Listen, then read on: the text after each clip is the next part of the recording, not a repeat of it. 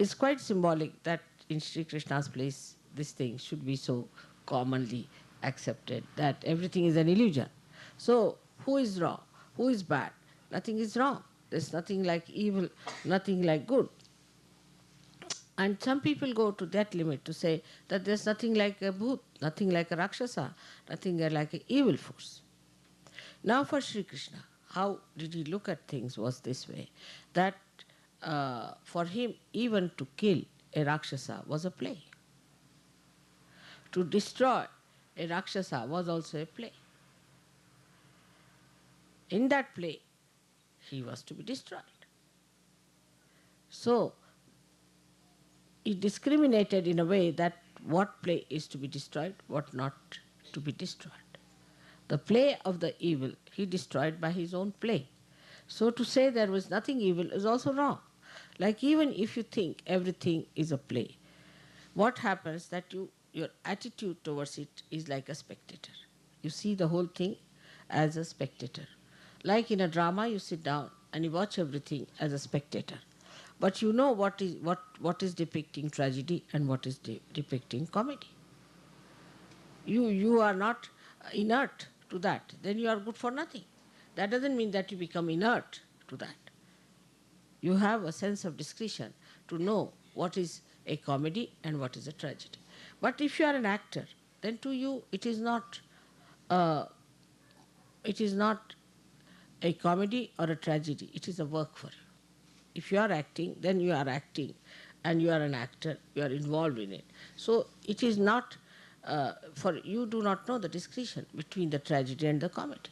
For you, you are just an actor. As long as you are paid well, if you do your job well, then it's a comedy, otherwise it's a tragedy.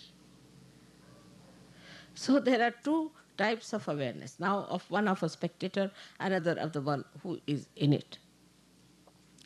So one has to understand in that light that when Krishna said the whole thing is a play, he was meaning for him, not for others. For him it is a play. And that's why when they talk to you about the play and the illusion, you must tell him, then why did he kill Kamsa? Why did he kill Jarasandha? Why did he kill all the people who were following Kamsa? So to him it was a play. Everything was a play. And he did it in his own attitude of a play. So the first thing, if you are awakened by Sri Krishna's powers, then the first thing that should happen to you is wisdom. Now the wisdom is something you cannot describe. You cannot say what is wisdom. It's very difficult to describe it or to delimit it. Wisdom is a temperament, is a quality of a personality, which comes to you by balancing yourself, by trial and error method. All traditional countries innately have much more wisdom than people who are not traditional. But Krishna broke all the traditions. That's why you people are here without much tradition. He broke all the traditions. But he was Sri Krishna, so he did not need any tradition at all. But for you, you have to understand from the people who have tradition what is wisdom. So we do trial and error. We make mistakes, from that we learn. But when the ego is so strong, in a country like America, when we do wrong, we do not want to accept it was wrong. It was against our assent. It was against our higher goals. We get satisfied with the lower goals. Like I've seen people who do some funny things in Saj. They don't realize that this is absolutely against them. Whatever they are doing is against them. They should not do this. This was wrong to do it. On the contrary, they catch on the left Visuddhi. That is another catch they have on the Visuddhi chakra. So, because you are indiscreet, you do wrong things. To develop discretion, outcome of all this is discretion. You make mistakes.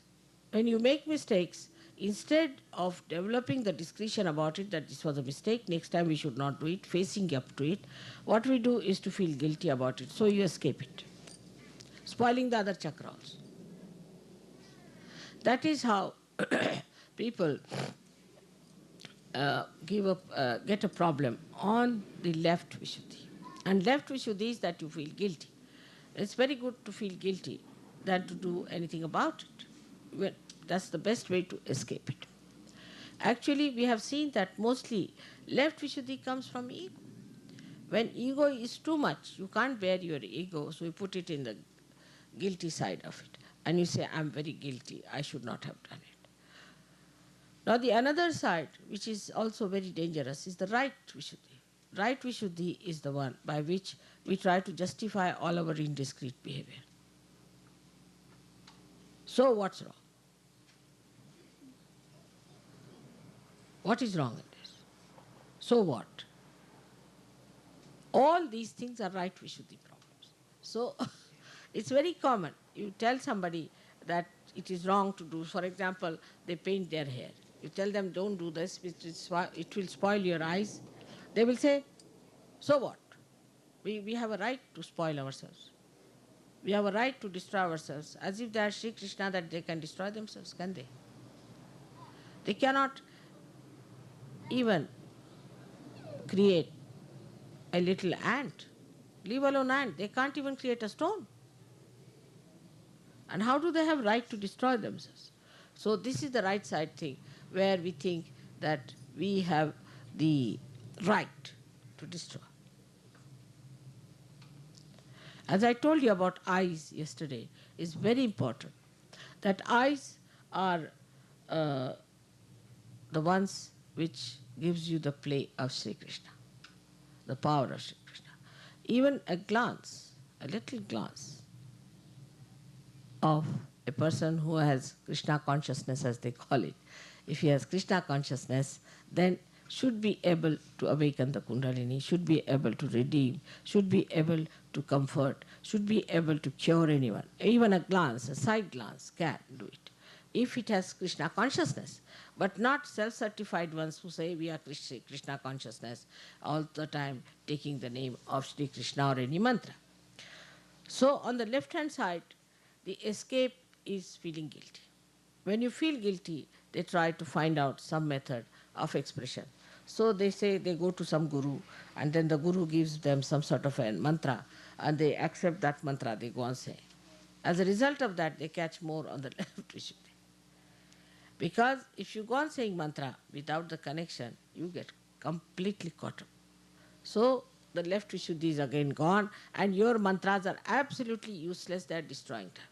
Actually, many people I have seen who get to heart attacks, who get anginas, and also who get cancer, are the people who have been doing mantras like this, without the connection with the divine. If you are not connected, say for example, this is not connected, and I start using it too much, it will get spoiled. In the same way, the center on the left-hand side gets spoiled when you start saying any mantra without being connected, without feeling the power of that mantra. So in Sahaja Yoga, we've got mantras to neutralize these mantras on the left-hand side. Right-hand side comes when we talk big. It's a common thing with your politicians, they talk very big. They think they are very responsible people and do all irresponsible things. So when you want to spoil that chakra, one has to do some irresponsible talk. So like that we can say, I will do this for you, I will do that, I like it, I can find this, I can manage this, finished. When you start saying in the ego form that I have to do this, I will do this, then our ego shows up. But on the contrary, if you say, I have to do for you, Father, I have to do for you, Mother, it's your work I'm doing, then the whole thing disappears and you get that beautiful thing called surrender, which is Islam. Islam is nothing but surrender. So you surrender yourself by saying, this is your work, Father. I'm working for you. I'm your instrument. I'm your flute. So you play the melody of God. But for that also the central point of discretion has to be used. Every time you go back to discretion. Like some people do all kinds of wrong things and they say, Mother, we did it for you. How can it be?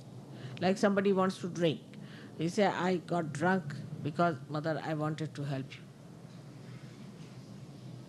Or Hitler can say that I killed so many people because I wanted to remove all the Jews who killed Christ. So this right Visuddhi gives you a kind of a mind which tries to justify everything and tries to explain everything. Every action can be explained. Why did you murder? Because this. Why did you do that? Because of this. Once you start justifying your wrong deeds, right Visuddhi goes up to your brain. And then whatever you do has a justification. Like if I say that the Americans came to this country, they actually robbed other people of their land and now very nicely settled down. Now, when I say that, immediately most of them will go to the left Visuddhi. Oh, we are very guilty, we did this, we did that. But a real Sahajogi won't do that. A real Sahajogi, what he will do? He said, all right, this is done by my forefathers, I did not do it. But I can try to rectify. I'll try to be beyond racialism. I'll look after these people who have been robbed. I'll try to give them whatever is possible. This is the way you face, and not just to say, oh, I'm so guilty that my forefathers did this and all that. But what are you doing about it? Like I went to Switzerland and I said, don't feel guilty. So one lady said that I'm feeling guilty for Vietnam. I said, what did you do there?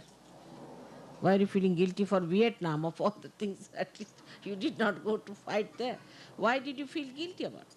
So she says, I'm feeling just guilty because I think we have done a wrong thing. I said, but how do you call yourself we? So this is also another point which comes out of indiscretion, that we suddenly become a personality which is a part and parcel of the whole. So we think that, oh, we in Americans are of the world. All right, how? The day you become the world, most of the problems will be solved. They are the greatest headaches, like Russians are. Both are headaches to the whole world. If they become the whole world, there is no problem. There is no problem, because then they become the love. But just assuming a situation where we think we are we. Who are the we? Husband and wife can't live together. Children and father cannot live together. Mother cannot live with the children. What are we? Where are we? Such fragmentations. They'll fight over small things like a penknife or something. Which penknife to be bought? For that they will fight. How are they we? There's no union, there is no concord. Just the opposite of all that is the Visuddhi chakra. So, from the very beginning, if you see that a person who is a realized soul should see everything as a play. Even the destruction of evil is important. Even the killing of the evil is important. If you do not kill the evil will rule. Do you think Hitler should have been saved and should have been put in charge of God? He's saved by killing him. Because he was destroyed, because everything was destroyed, he's saved. This is to be understood in his life, Krishna's life, that this is first thing happens. So that for you people, evil is to be finished. So what you have to pray, that, oh Lord, finish all the evil of the world. All the destruction of the world. All the minds which build up our destruction, please try to neutralize it. This is what a Sahajogi should ask for. Instead of that, they try to sometimes identify themselves with these ideas. That's not correct. You have to stand up and you have to say that is wrong. We are not to destroy anyone. We are not to kill anybody. We have no right. So when Krishna told Arjuna that you kill everyone who are related to you, who are your friends and who look like your gurus, but they are already dead. It was Shri Krishna who said. It was the incarnation of Shri Krishna said it. That doesn't mean that you start killing everybody, becoming Arjuna. You are not Arjuna. That is how Anand Marg, organization came up. We started killing everyone, thinking that they have a right to kill. How? You have no sense of right and wrong. How can you kill anyone? Or how can you save anyone? First of all, try to save instead of killing. Supposing you are faced with a boat which is in danger, people are getting drowned, and you find that you have to save the people. Will you kill the people there, or you try to salvage them? There is no occasion for killing now. You don't have to worry about killing. Let God do that job. What you have to do is to save people. You have to save as many as possible all the time. And those who are wrong type of people, you just forget about them. You just move them out. Take them away. Have nothing to do with them. Do what you like, but do not kill them. So that is one thing one has to understand at surgeries. That you are not here to kill anyone, to destroy anyone, to trouble anyone, or to do something that is not proper. Even there is no need to say harsh words. God is going to look after. He's so anxious today. You are on the stage, and He's so anxious to help you in every way because you are doing His work. But doing His work, you don't take up His sword into your hands and start killing everyone. That's a very common thing. We do it in Sahaja Yoga. I've seen people become very aggressive. They talk very aggressively, especially the newcomers who come in a program. Instead of being kind, nice, compassionate, good to them, immediately they say, you are a bhoot. Very common.